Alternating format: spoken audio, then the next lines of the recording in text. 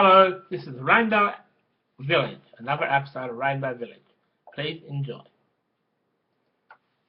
Today, Georgina stole Simon's lunch, and Simon went to the Rainbow Village office and made an official complaint, saying that since Georgina has been living here, he hasn't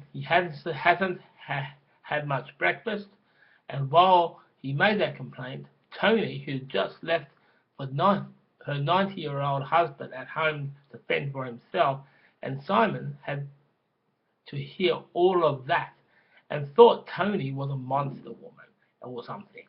But Tony said something in her defense that, and that was that her 80-year-old husband had an affair with the milkwoman, who was only 33.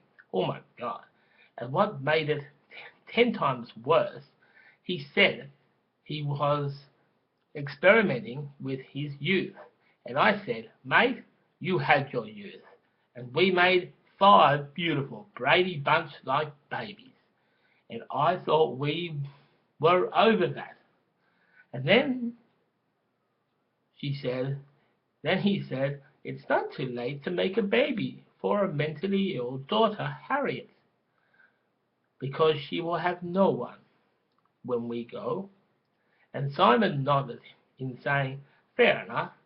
And Tony said, our mentally ill daughter could barely look after herself, let alone a kid, and she knows that. But it ain't her fault. He does sound like him.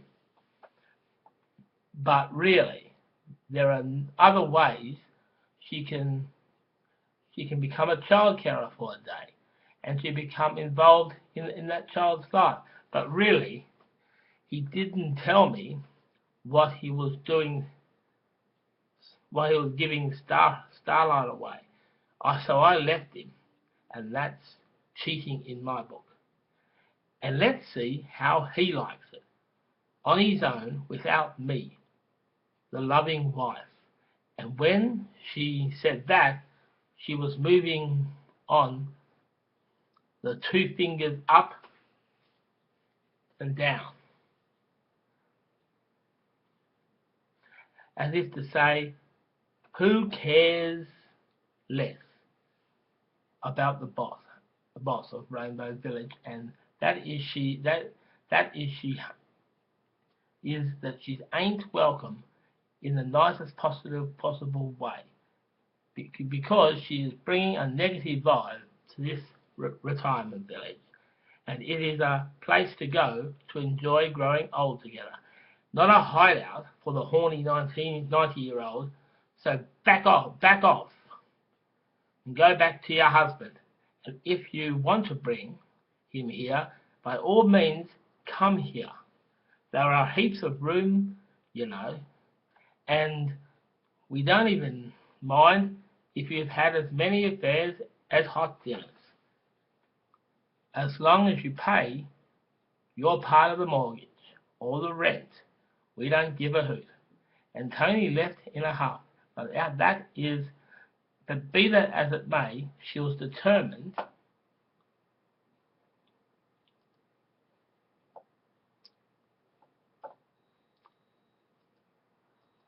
to make her husband give up the house they can't pay for and move into Rainbow Village.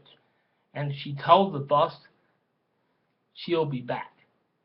Then, that night, when Tony got home, her husband was on the phone with kidnappers because their 12-year-old grandson, Brian, was abducted by 2 old-fashioned kidnappers, because Brian really pissed those kidnappers off when he goes to the shopping mall, and the 90-year-old grandfather told Tony when she got home that Brian was in danger, and I am in deep shit with my kids because Brian disappeared from me as I was looking after him.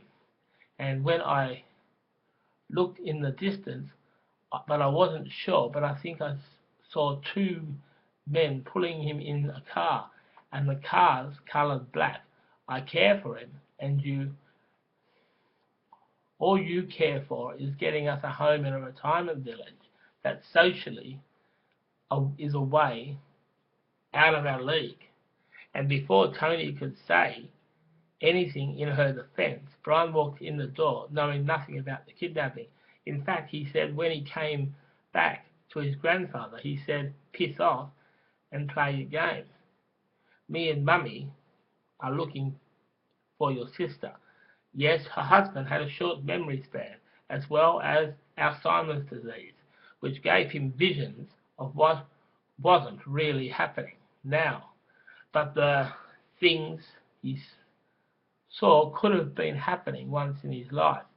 But really, Tony knew nothing of this, and her memory was really mighty fine, and wanted her husband and her to move to Rainbow Village because they have around-the-clock care, and they don't have to pay for any of that.